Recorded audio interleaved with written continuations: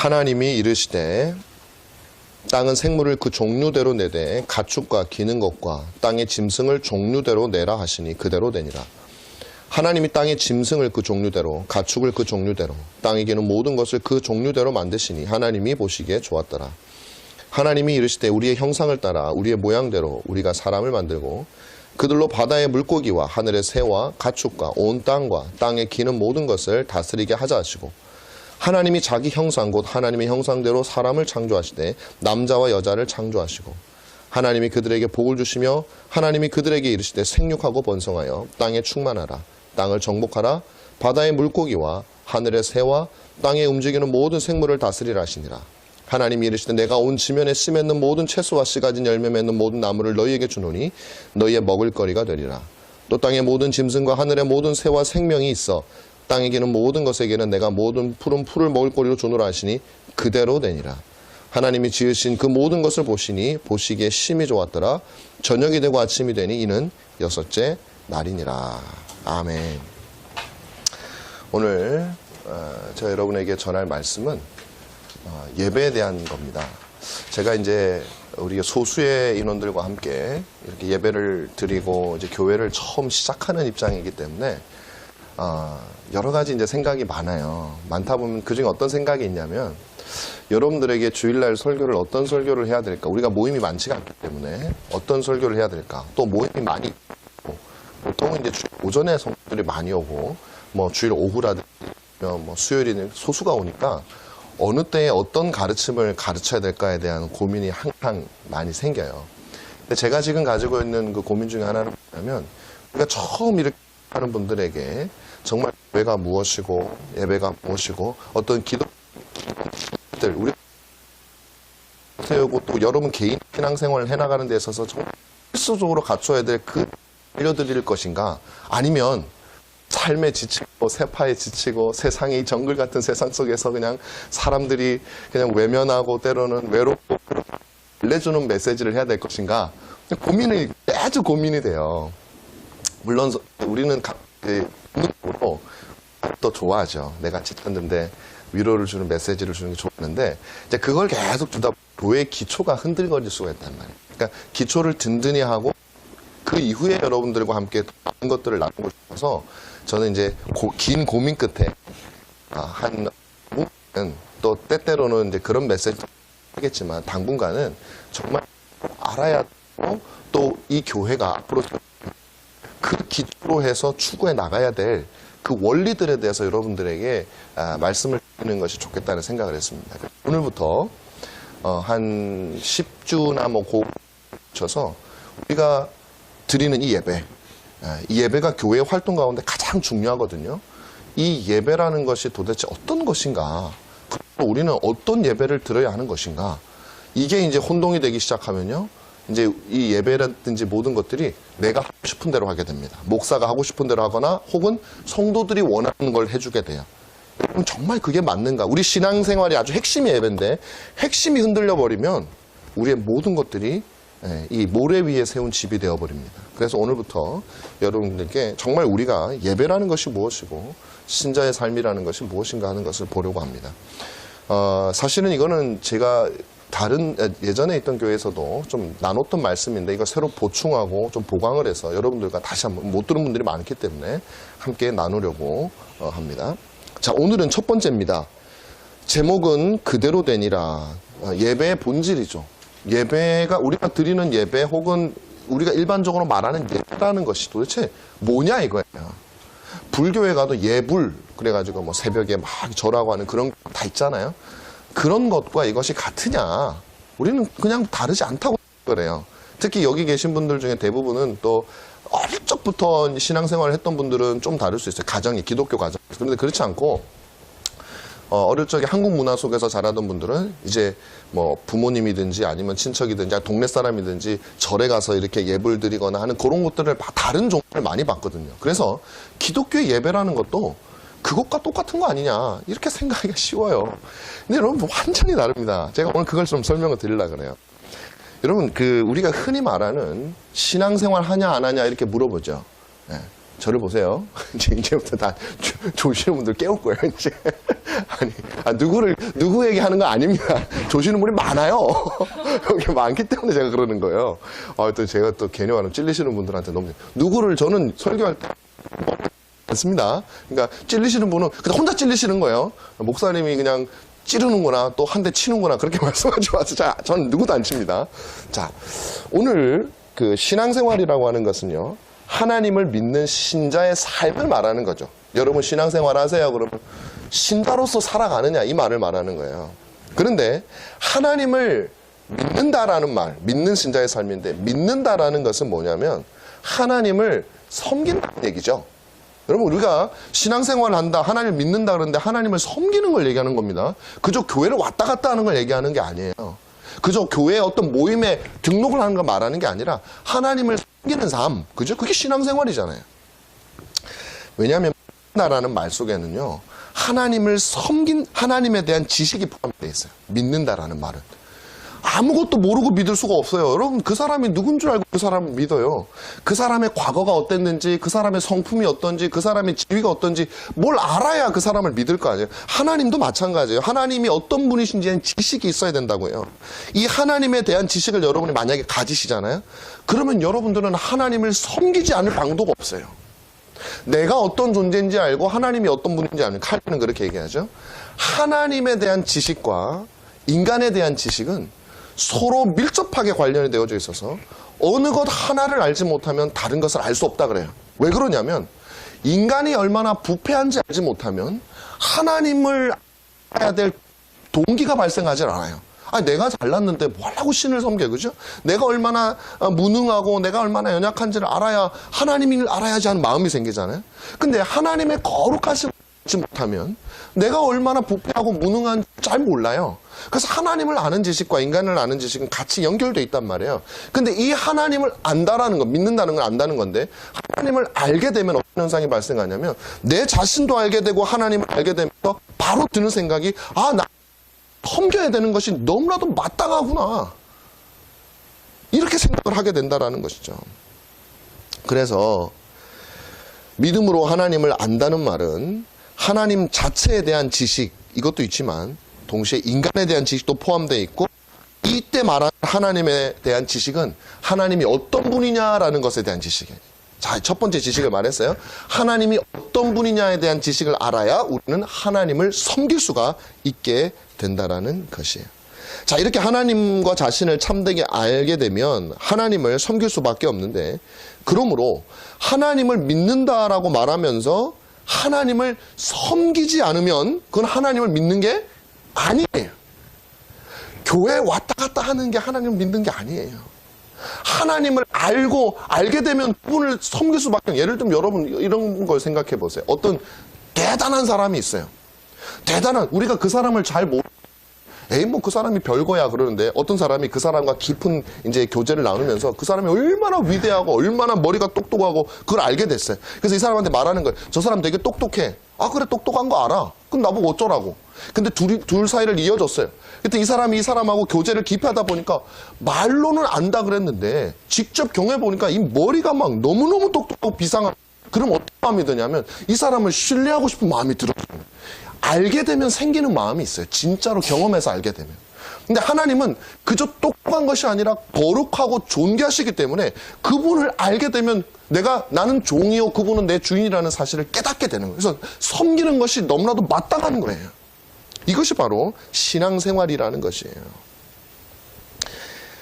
이때 하나님을 섬기는데, 하나님을 섬길 때 반드시 또 필요한 것이 있는데, 이것도 하나님에 대한 지식이에요, 여러분. 근데 아까 제가 하나님에 대한 하나님을 믿을 때 필요한 지식은 뭐냐면, 하나님이 어떤 분이냐라는 것을 알면 그분을 섬기고 싶은 마음. 근데 이번에 또 필요한 지식은 뭐냐면, 이 하나님을 섬기기 위해서는 그분이 어떤 생각을 가지고 계시느냐를 알아야 그분을 섬기는. 다시 말하면 그분이 뭘 좋아하는지를 알아야 섬길 거 아니에요. 대단한 분인 건 알았어요. 그래서 내가 그분을 섬기고 싶어. 그런데 그분이 어떻게 섬기기를 원하는지 알지 못하면요, 그분 싫어하는 짓만 할 수 있다는 거예요. 그러니까 나는 섬긴다고 생각하는데 그분은 섬길수록 좀 죄송합니다, 열받을 수 있어요. 뭘 모르고 하면 그래요. 신앙생활이 그런 거예요, 여러분. 내 마음대로 하면 되는 게 아니에요. 그래서 하나님의 뜻에 대한 지식이 두 번째 지식이 필요한 거예요. 첫 번째는 하나님의 속성에 대한 지식. 하나님 어떤 분이냐. 두 번째는 그분이 나에게 뭘 원하시느냐. 이걸 알아야지 하나님을 섬길 수가 있어. 안 그러면요, 하나님을 섬기는 게 아니라 하나님을 대적할 수가 있어. 싫어하는 것만 골라서 해. 여러분 이제 뭐 자녀 얘기하면 제일 좋아. 자녀는 우리가 사랑하잖아요. 근데 어떤 자녀가 도대체 부모 뜻은 뭐 생각도 안 하고 그냥 지 마음대로 해. 아버지는 뭐 좋아하세요? 어머니는 뭐 좋아하세요? 물어보지도 않고 그냥 주는 거 먹으세요 라는 뜻. 그러면요, 처음에는 그래도 뭐라도 해주니까 안 해주다가 해주니까 좋죠. 근데 가만 보니까 지 마음대로 하거든요. 나중에 슬슬 부화가 나요. 얘는 섬기는데 부모는 부화가 날 수 있어요. 왜? 부모의 뜻도 관심도 없고 알지도 못하고 하면 싫어하는 것만 하는데 집도 그냥 잘 살고 있는데 어머니는 전원이 좋으시죠? 뭐 전원을 막 보내고 막 그래봐. 야, 나는 싫어. 그럴 수 있잖아요. 하나님 섬기는 것도 마찬가지예요. 그래서 우리는 첫째로 하나님이 어떤 분이신지 알아야 하고, 둘째로 하나님께서 우리에게 원하시는 것이 무엇인지 알아야만 우리는 신앙생활을 할 수가 있는 거예요. 하나님을 섬길 수가 있는 거예요, 여러분. 그렇지 않으면 신앙생활도 하지 못하고 섬긴다고 생각해도 섬긴 적이 없어요. 제가 신앙생활이라는 것은 하나님을 섬기는 거라 그랬죠. 여러분께 이 질문을 드려요. 이 질문 드리는 거 참 싫어하세요. 제가 싫어해요. 왜냐하면 난 잘하고 있다고 생각하는데 자꾸 목사님 못한다 그러니까. 근데 여러분, 제가요, 여러분들에게 못한다 그러는 게 아니에요. 제가 질문을 하잖아요. 여러분 생각하시기에 난 잘하고 있어 그러면 잘하고 있습니다 하면 되는 거예요. 근데 다들 찔리니까 제가 자꾸 못한다고 한다고 자기 혼자 생각하는 거예요. 그리고 저를 미워해요. 좋은 말만 해주지. 나쁜 말, 나 못한다 그러는데. 여러분, 그런 뜻이 아니고, 여러분 정말 신앙생활 하고 계시냐고요. 여러분 정말 하나님을 섬기고 계시냐고요. 이 물음을 묻지 않고 어떻게 하겠습니까? 수많은 사람들이요, 수십 년 동안 교회에 출석하고 모든 교회에서 하라는 거 다 합니다. 그럼에도 불구하고 사실상 신앙생활도 한 적이 없고 하나님을 섬긴 적도 없는 사람들이 너무 많아요. 이건 제가 그냥 제 판단이 틀릴 수도 있어요. 하나님 판단은 또 있을 거예요. 신앙생활을 하는 것이 아니라 종교 활동을 하는 사람이 많아요. 하나님을 섬기는 것이 아니라 하나님께 섬김을 받으려고 살아가는 삶을 사는 사람이 많아요. 저는 요거가 아주 결정적이에요. 여러분, 나는 하나님을 섬기는 것 같은데 막 기도도, 새벽 기도도 하고 뭐도 하는데 우리의 중심을 가만히 들여다보면 정말 그게 내가 하나님을 섬기는 건지 아니면 하나님 보고 날 좀 섬겨달라고 하나님을 꼬시는 건지 뭡니까 이거?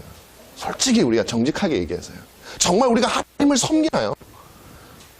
정말 그분을 섬기나요? 나를 희생해서 섬기나요? 아니면 내가 약간 희생하면 저분은 더 많은 걸 달라고 그분의 희생을 강요하고 있나요? 그러니까 날 섬겨달라고 하는 거죠.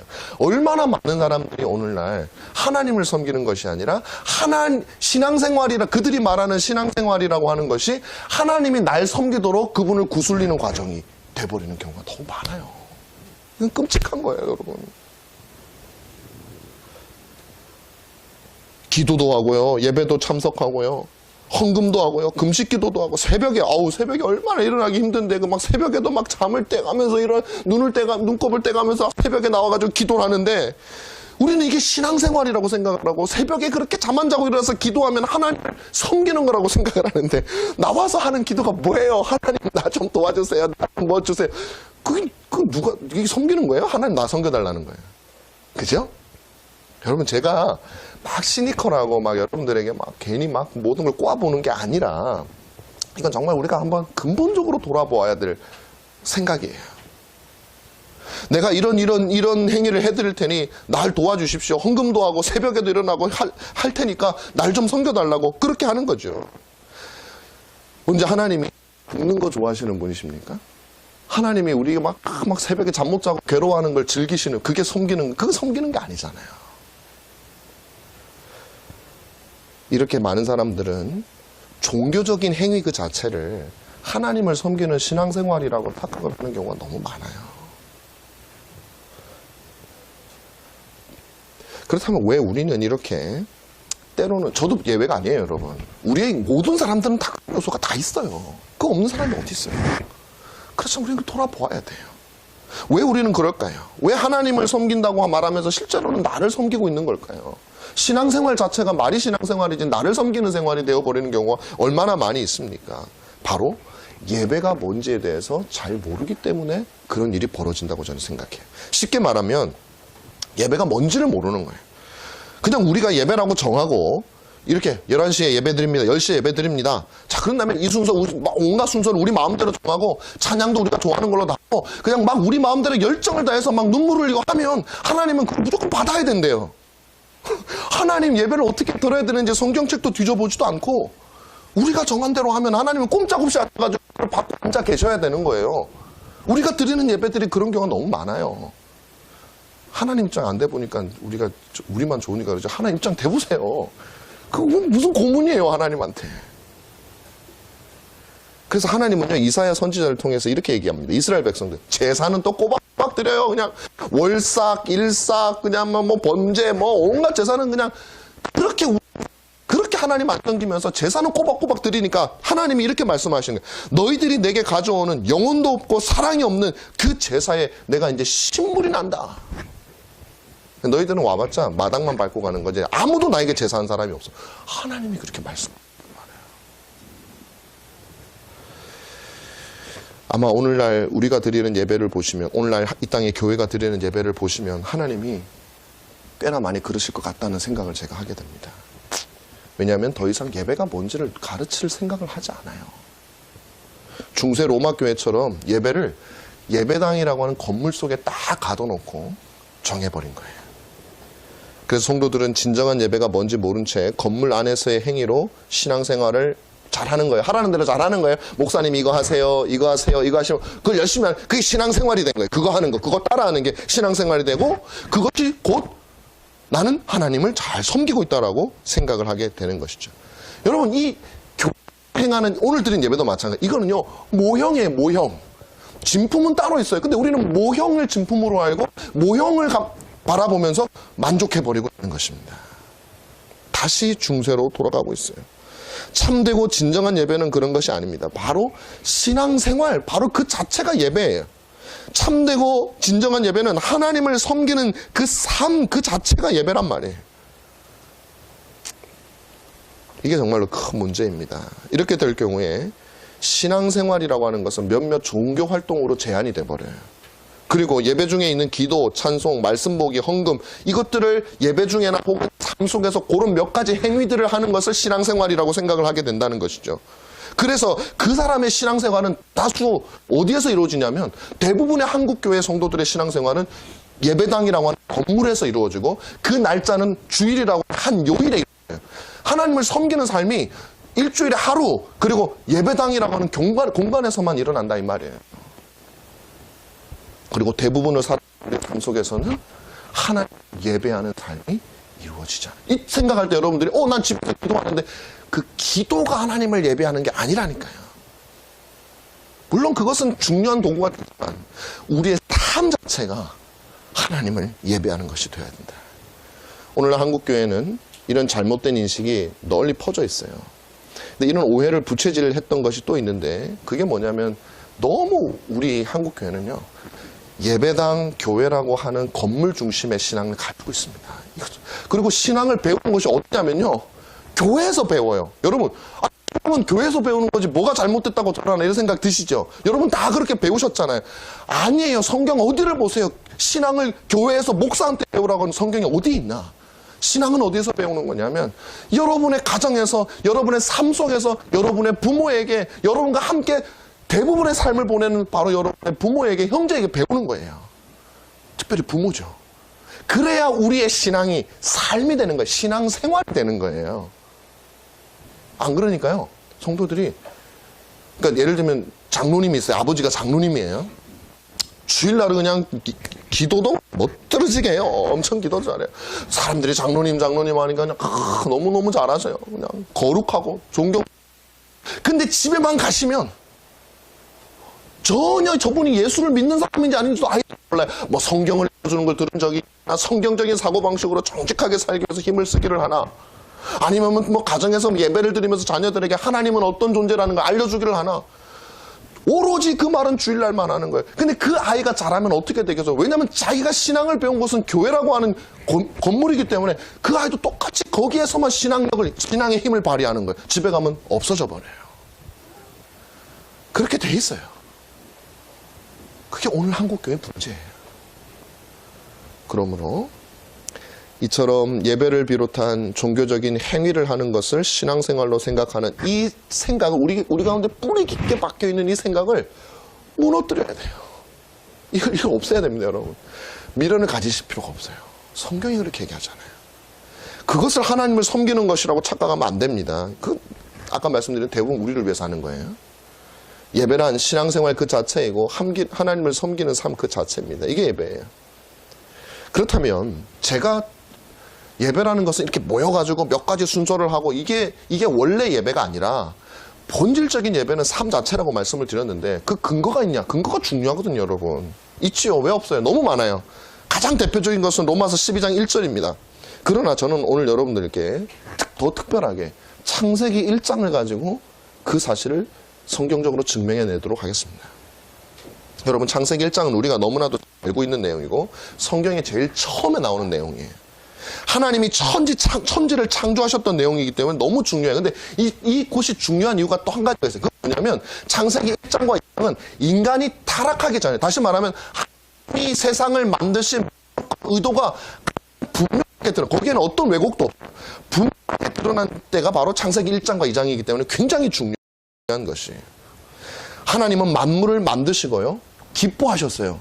거기에는 어떤 오류도 없어요. 그러면 하나님께서 세상을 만드신 이유가 뭐라고요? 기뻐하기 위해서 만드신 거예요. 하나님은 세상을요, 기뻐하기 위해서 만드셨어요. 하나님이 세상을 만드신 목적이 바로 그것이라는 거죠. 만물의 존재의 목적은 바로 하나님을 기쁘시게 하는 것이라고 창세기 1장 2장이 말하는 거예요. 오늘 본문 말씀에 그렇게 나와 있죠. 보시기에 좋았더라. 사실 저희 1절부터 쭉 다 읽어야 되는데 뒷부분만 읽었어요. 보시기에 좋았더라. 하나님이 세상을 만들고 나서 기쁜 거예요. 기쁘기 위해서 만드셨으니까 기쁜 거죠. 자, 그런데 하나님을 기쁘시게 하기 위해서는 반드시 필요한 게 있다고 제가 말씀을 드렸어요. 바로 하나님의 뜻을 알아야 된다는 거예요. 세상이요, 하나님의 말씀대로 되어지니까 하나님이 기쁘신 거예요. 하나님의 뜻대로 되어지니까 하나님이 기쁘신 거예요. 근데 하나님의 뜻대로 되어지지 않으면 하나님이 안 기뻐요. 여러분도 마찬가지예요. 자녀를 양육하실 때나 부부 생활하실 때나 내 뜻대로 안 되면 짜증이 나는 거예요. 내 뜻대로 안 되면 화가 나는 거예요. 하나님도 똑같아요. 하나님이 기쁘시기 위해서는 당신의 뜻대로 되어져야 됩니다. 그러므로 천지 만물은 하나님의 뜻대로 다 되어져요. 말씀드린 대로 예전에도 말씀드렸지만 이 찬송을 높은 데서 떨어뜨리면 떨어져요. 이건 왜 떨어져요? 그렇게 만들어놨어요. 자연 법칙을 떨어지라고 만들어놨어요. 근데 이 책이 떨어지다가 가지고 나는 올라갈래 하면 얘는 죄를 짓는 안 짓죠. 다 떨어지잖아요. 세상에 있는 모든 자연 만물들은 하나님께서 하라는 대로 그대로 되었어요. 그래서 하나님 뭐라고요? 보시기에 좋았더라. 어떤 거죠. 자, 그런데 문제는 누구예요? 이성적인 피조물인 사람이에요. 사람은 이런 물질과 달라가지고 자연 법칙에 의해서 지배를 받아요. 사람은 하나님께서 이성적인 피조물들에게 행하시는 하나님의 특별한 뜻이 있단 말이에요. 그것을 우리가 알아야 하나님을 기쁘게 할 수 있을 거 아니에요. 그래서 하나님께서는 처음 아담을 만드시면서 이 아담이 하나님을 알 수 있도록 그 아담의 마음속에 하나님의 뜻을 새겨놓으셨단 말이에요. 그게 제가 여러분 매주마다 여러분들하고 읽는 십계명이에요. 십계명. 이 십계명은요, 모든 것들이 하나님이 존재하고 인간이 존재하는 한 영원토록 지켜야 되는 거예요. 그래서 우리는 도덕법이라고 불러요. 어떤 사람들은 목사님 십계명은 구약에 있는 건데 그거는 구약은 다 폐지가 되게 신약에서는 막 안 지켜도 되지 않습니까? 막 살인하시고 막 도둑질하시고 그러실 거예요? 아니에요. 막 우상숭배하시고 그럴 거예요? 아니에요. 신약이나 구약이나 지켜야 돼. 이거 왜냐하면 하나님의 성품에서 나온 법이기 때문에 그래요. 자, 이걸 설명을 제가 드릴게요. 여러분, 이걸 아셔야 돼요. 인간이 하나님을 기쁘시게 하기 위해서는 하나님의 성품뿐만 아니라 하나님의 뜻을 알아야 된다 그랬잖아요. 그래서 하나님이 우리에게 그 뜻을 알려주시기 위해서 마음에 새겨놓았어요. 뭐냐면 우리가 말하는 하나님의 형상이에요. 하나님께서 처음 인간을 만드실 때 다른 피조물들과는 달리 하나님의 형상에 따라서 만드셨다 그랬잖아요. 이게 하나님이 무슨 저처럼 눈이 두 개고 코가 하나고 그 형상이 아니에요. 하나님 가지고 계시는 하나님의 독특한 것들을 말하는 것인데 그 중에 하나가 뭐냐면 바로 하나님에 대한 지식을 우리에게 주신 거예요. 그래서 짐승들은 몰라요, 그 지식을. 개가 하나님의 지식, 개가 만약에요 하나님에 대한 지식을 알면 개도 예배를 드려요. 지들끼리 모여가지고 하면서 예배를 드리겠죠. 저는 아직도 어떤 종류의 개도 모여서 예배 드렸다는 얘기를 들어본 적이 없어요. 왜? 하나님에 대한 지식이 없어서 못 드리는 거예요. 근데 인간은 하나님의 형상으로 되어졌기 때문에 하나님에 대한 지식이 있어요. 그 지식은 뭐라고요? 우리 마음에 새겨져 있는 하나님이 새겨놓으신 하나님의 뜻, 곧 십계명이에요. 이것이 우리가 타락해가지고 우리 마음속에서 지워졌는데 그 지워진 것을 하나님께서 이스라엘 백성을 택하여 자신의 구원받은 백성으로 만드실 때 다시 그들에게 문자로, 마음에서 지워졌으니까 문자로 새겨주신 거예요. 그래서 제가 매주마다 여러분들과 함께 이 십계명을 낭독하는 거예요. 이건 구약의 법이 아니에요. 이건 하나님이 지금 현재 저와 여러분들에게 원하시는 하나님의 뜻이에요. 자, 그런데 이 하나님의 뜻은 어떤 것이냐면요, 이런 겁니다. 하나님은 이 존재론적으로 가지고 계시는 성품이 있죠.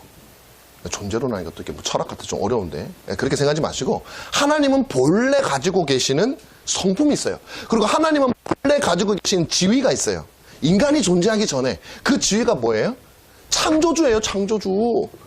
최고로 높으신 분이란 말이에요. 존귀하신 만왕의 왕이란 말이에요. 그분은 누가 뭐라고 해서가 아니라 그분은 그분 자체로 높으시고 모든 뜻을 당신의 마음대로 하실 수 있는 권리가 있는 분이에요. 왜냐하면 토기장이가 토기를 만들어서 깨든가 집안에 놓고 쓰든가 마음대로잖아요. 누가 그걸 뭐라고 해요? 아니죠. 하나님이 세상을 만드신 분이기 때문에 그런 분이에요. 근데 우리는 어떤 거예요? 피조된 존재예요. 만들어진 존재예요. 하나님과 우리는 차이가 무한하게 차이가 난단 말이에요. 그래서 우리는 하나님 앞에 그분의 성품에 따라서 대들 수가 없어요. 하나님이 선하신 분이면 우리는 선하게 살아야 돼요. 하나님이 도둑질하는 걸 싫어하면 우리 도둑질하는 걸 싫어해야 돼요. 그게 법이에요. 누가 법이다 말해서 법이 아니라 그냥 생겨나는 법이에요. 하나님의 성품이 그래요. 가정하고 똑같아요, 여러분. 가정에 가가지고 우리 아이가 예를 들면 태어났어요. 우리 애들이 많잖아요. 우리 막내가 요새 조금씩 맞고 있어요. 고집이 세져가지고 안 되겠어요, 요즘에. 좀 자아가 막 나오더라고요. 근데 언제 때려요? 막 때를 쓸 때 때려요. 그럼 제가요, 야, 아은아, 쟤 아직 글자 모르잖아요. 우리 집 법은 이거야. 이렇게 아빠한테 떼 쓰지 마. 뭐 밥 먹을 때 그냥 잘 먹어. 이게 우리 집 법이야. 사인해. 이렇게 하고 안 한다고요. 그냥 얘는 때를 써. 그럼 뭐가 날아가요? 물론 우리 아은이한테는 그렇게 안 하지만 엉덩이에 그냥 불이 탁 날아가는 거예요. 살살.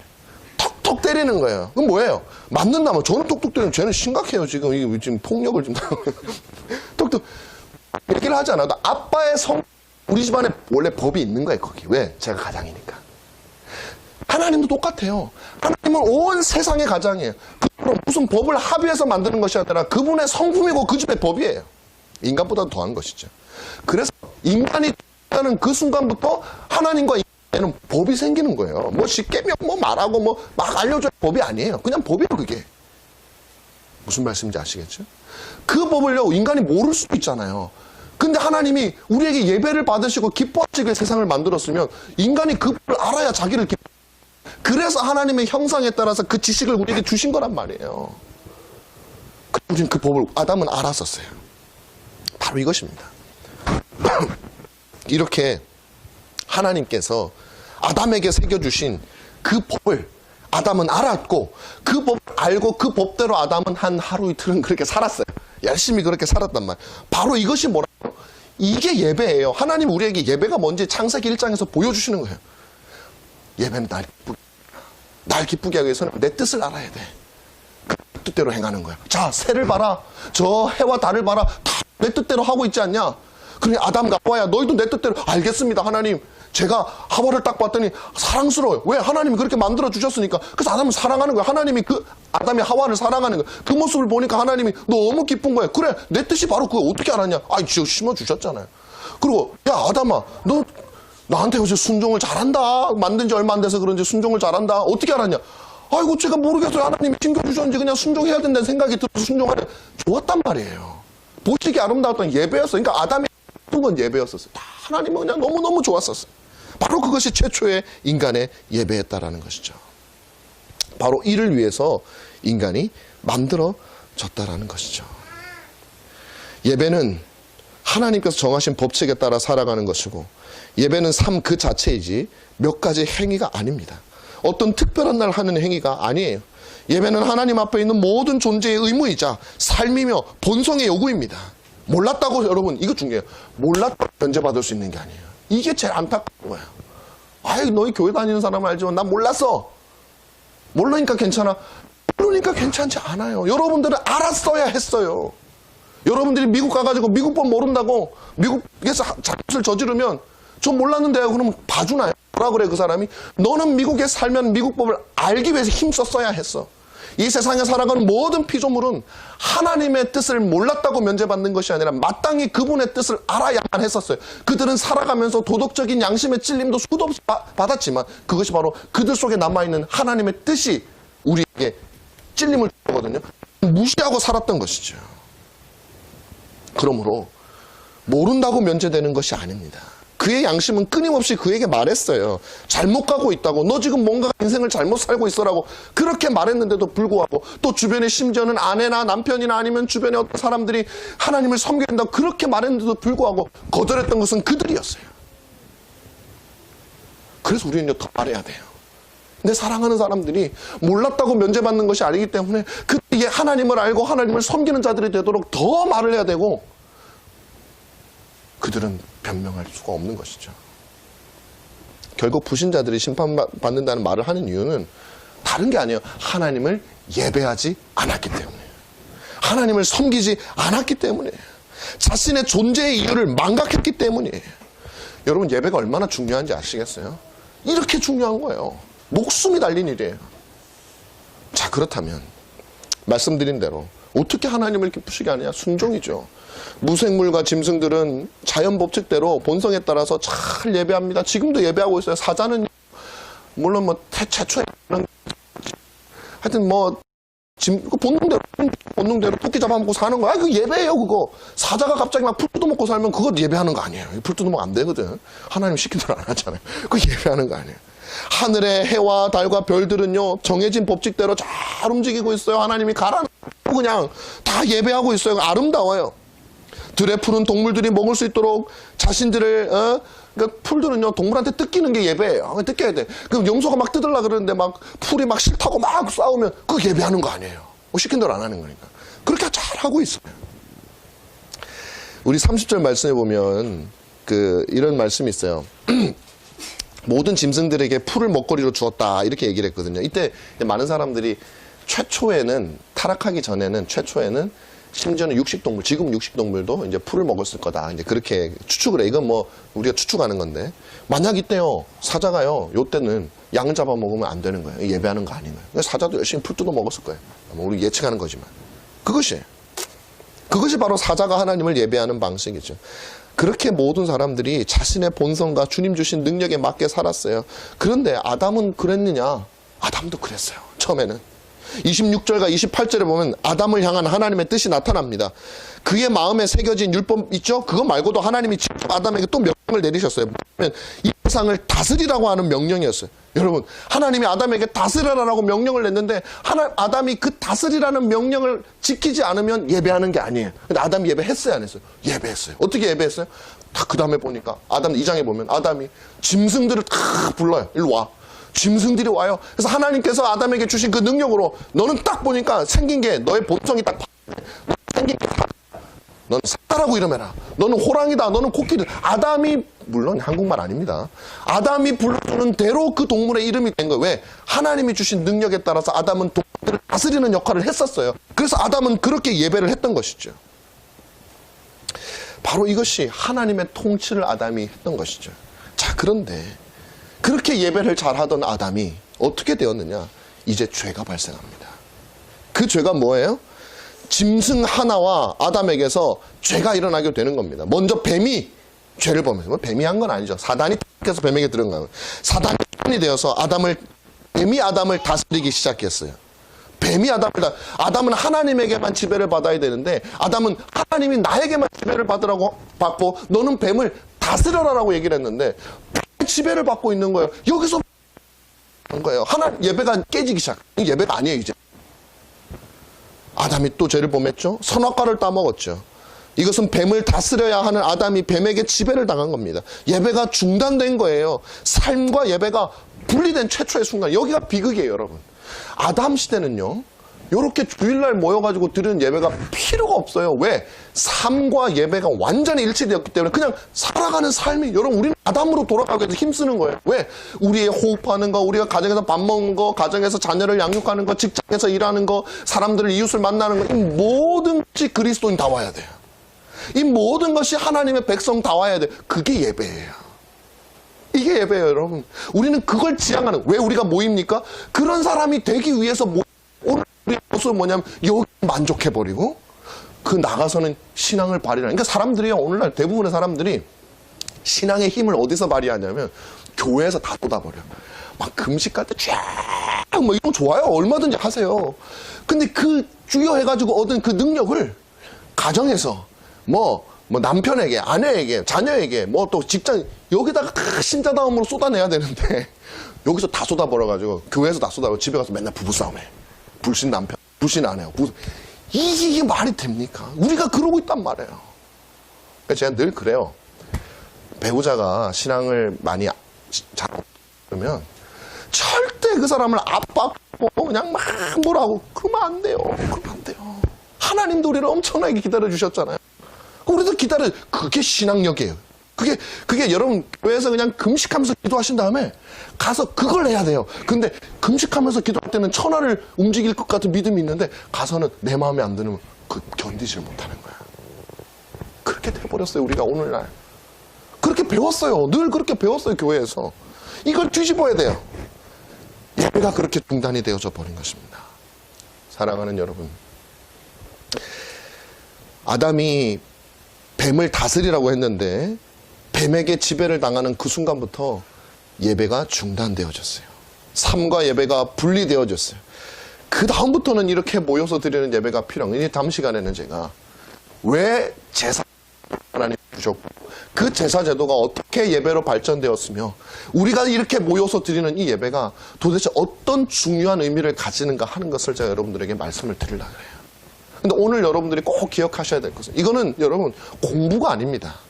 공부를 물론 지식의 내용도 있지만 여러분들이 이것을 저와 함께 깊이 묵상하시고 우리가 진짜 예배를 드리기 위한 이제 발걸음을 함께 뛰자는 얘기예요. 우리의 예배는 여기에서 끝나는 게 아니라는 얘기예요. 이제 이 문을 나서는 그 순간 우리 예배가 시작되는 거예요. 저도 목사지만 참 아쉬운 점은 그 점이에요. 제가 만약에 어릴 적부터 정말 경건한 부모님에게서 가정에서 말씀을 듣고 그 다음에 가정에서 예배하고 또 그런 본을 보이는 가정에 잘 자랐다면 저도 삶과 이 가정이 일치가 됐겠죠. 그런데 저도 그런 경험이 별로 없어요. 저희 부모님이 신앙생활을 교회는 다니셨지만 그것을 가정에서 나에게 많이 가르치지 그럴 시간도 없으셨고 그러다 보니까 저도 어느덧 신앙생활은 교회 예배당에서 하는 것으로 그렇게 알아왔던 것이죠. 분리되어져 있었어요. 그걸 합치는 과정은 너무너무 힘들었어요. 지금도 힘들고 있고 그래서 저는 이렇게 생각하는 거예요. 저와 여러분들이 함께하는 교회는 어떤 교회가 되어야 될 것인가. 여기에서만 신앙이 머무는 교회가 될 것이 아니라 이제는 여러분들이 어른들은요 이거 제 말 들으면 부담 많이 되실 거예요. 아니 난 60년 동안 50년 동안 이루고 살았는데 갑자기 성격을 막 바꾸는 게 여러분 얼마나 힘든지 제가 압니다. 그래도요 여러분들이 조금이라도 하면요 여러분 자식들이 조금이라도 더 배웁니다. 그러면 여러분의 그거 조금이라도 더 배우니까 그 자녀에게 조금이라도 더 보여줄 수가 있어요. 그러면 그 자녀의 여러분의 손자 손녀는 어릴 적부터 그것을 보고 자라고 그 다음에 손자 손녀는 그것이 몸에 익숙해진 상태로 자랄 수 있는 거예요. 저는요 그걸 알아보는 거예요. 제가 목회가 끝날 때까지 뭘 이룰 수 없어요. 안 돼요. 그러나 100년 후에 우리의 자손들은 정말 어려서부터 그런 것들 삶과 신앙이 일치되는 삶을 배우는 그런 우리의 자녀가 되는 그걸 소망하면서 오늘 우리가 할 수 있는 것을 하자라는 것이죠. 이제 앞으로 여러분과 함께 죄로 말미암아 삶의 예배와 의식으로서의 예배가 분리되어져 버린 이 세상 가운데서 이것이 합쳐지기 위해서 하나님이 어떤 놀라운 일을 해오시고 있는 것을 배울 때에 여러분들이 정말 삶의 예배로 향해서 함께 나아가는 그런 귀한 공동체가 되기를 주님의 이름으로 축원합니다. 기도하겠습니다. 우리 같이 기도할게요. 여러분